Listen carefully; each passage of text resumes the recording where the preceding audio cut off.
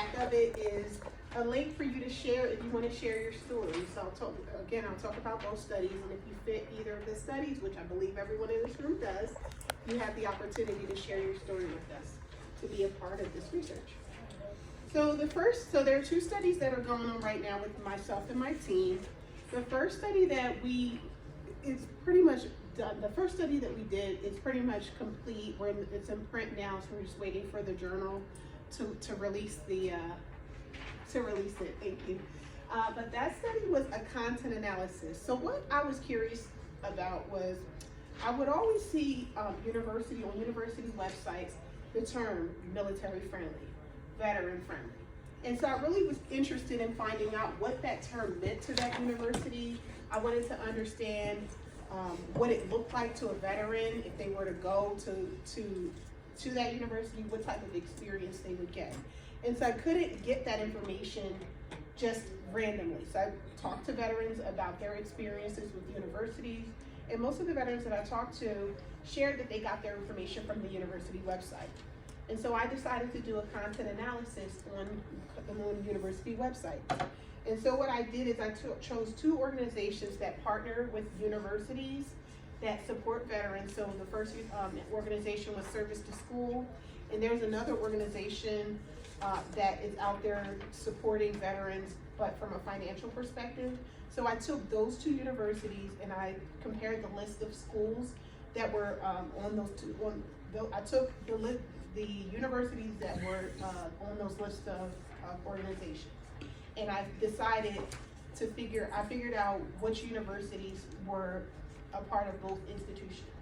And once I determined that, it was like 24 colleges that were connected to both institutions. And so we took that list of 24 institutions, we developed 21 questions that we found were helpful for determining if a college was veteran friendly. And we created what we called an evaluation tool. And what we did as researchers, there were 6 of us on our research team, and we used that evaluation tool and we analyzed those websites. So we went through the websites with a fine-tooth comb, answering the questions. Some of the questions were, do they have a Veterans Resource Center on campus? Do they offer housing for veterans, specifically for veterans and their families?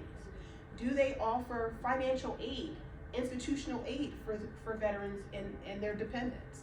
So we wanted to understand if those institutions were offering those services, then that would make them veteran friendly. And we were shocked to find, we also asked questions about childcare services, because that's a big deal for the veterans community. Want to know if you have childcare either on campus or near campus. Does the institution get a discount because their students are using that childcare facility?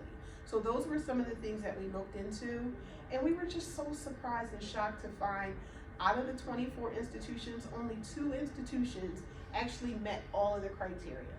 I won't share the names of the institutions that we analyzed just because they're big name institutions and I don't want their reputation to be negatively impacted. But it was just surprising to see that a lot of these institutions say that they're veteran friendly or military friendly, but don't offer the services that the military community actually needs. One of the things that we also did just to support our research, to make sure that we weren't just, looking at the website and maybe we were missing the information, we sent an email to each individual with all of the information, all of those questions that we were looking to answer on our own, on our evaluation tool. We sent an email to each institution to have them give us the answers. So maybe we were on their website and we just didn't know where to look for it. We gave them an opportunity to answer the question. 5 of the 24 actually responded to our email. And 2 of the 5 that responded referred us back to the website. If we couldn't find the information on the website, and you're not going to give us the information, you're referring us back to the website, think about what the veterans' experience is, or the military-connected students' experience is. They're on the website. They're trying to find out, hey, I want to go to this school, but I have childcare needs, and I need to understand what that looks like for my family. Or I'm a veteran, and I'm now transitioning to college, and I have a wife and kids. and I can't live in a dorm with a roommate. I need housing. What does that look like for my family? And if I email the institution and the institution sends me right back to the website where I couldn't find the information to begin with, then that's not an institution that I'm going to feel very welcomed by, right? But I look at their website and it says military friendly. So what does that say to me? It signals a lack of trust in the institution, because now you're saying one thing but you're delivering something else, right? And so it was important for us to do this evaluation, and in the midst of doing the evaluation, what we did is we came up with some strategies to help institutions, because we don't want to, research is not about just pointing fingers and showing what someone did wrong. It's about offering solutions and helping institutions get better at this. So if you're gonna say that you're military friendly, here's how you can actually support the military community. So the handout that you have are some of the things that our team came up with after we completed our study and analyzed our data. We looked to see, like, okay, so here's what we saw, here's some of the things that we encountered. What can we offer these institutions to help them get better and to improve their websites? Some of the things that we offered were creating frequently asked questions pages. So there were institutions that had frequently asked questions pages, but they weren't answering the real questions that the military community would have. There were websites that had PDFs that were outdated. They were back in 2000. The details on those PDFs were from the year 2000. We're in 2024. I'm sure a lot of those policies have changed, but no one has gone in to update the website. Then there were links that they had. So there was a website that had a link to for the veterans community to reach out to someone, to contact someone at the institution. But you can click the link and it goes nowhere. It's a blank page. So having institutions update their pages. Also having institutions have a specific person, a designated person that addresses the needs of military connected students at the application process. So their institutions do a great job of having people on campus to help veterans once they're enrolled. But thinking about the fact that there's someone who's coming in, they're transitioning from the military, they may not have a history of higher education in their family, they have many questions, and they don't know what other resources are available to them, right? So now they're coming to this college and they want to go to this specific institution, but they just need a little help. Having someone that they can reach out to, either via email, over Zoom, some sort of way for them to get in touch with that institution to get some of their questions answered. So that was another thing that we recommended. And then having housing opportunities available for veterans. I have a few veterans. I'm an ambassador with Service to School, so I work with a lot of veterans to help them get with their transition from military to higher education. And they often share that they don't want to live in a dorm with an 18-year-old. You're 25 years old. You don't want to live with an 18-year-old. So having institutions understand that there are going to be some students who come to campus that may not want to live in the dorm, but they still want to live near campus, or maybe have on-campus housing that is just specifically for the older students. If you don't want to deem it veterans housing because for some reason that doesn't feel right to the institution, have it be adult housing, so that they don't have to feel like they need to live with someone who's on a different level than they are. So those were some of the things that we discovered with that study. So you have the handout, you can take it back with you, share it with your institution. If you look at your college website and notice that some of those things are missing on your college website, talking to someone in the administration and let them know that they need to update their websites. And then the second study that we did, and it's ongoing. So now we're in phase 2 of it, but phase 1 is still ongoing. So what I was interested in learning about was the veteran transition process from military to higher education. I got that idea from the work that I'm doing with Service to School, in a sense that veterans have me as an advocate, have me as an advisor to walk them through the process, right? But there are some veterans that don't. How many of you know about Service to School?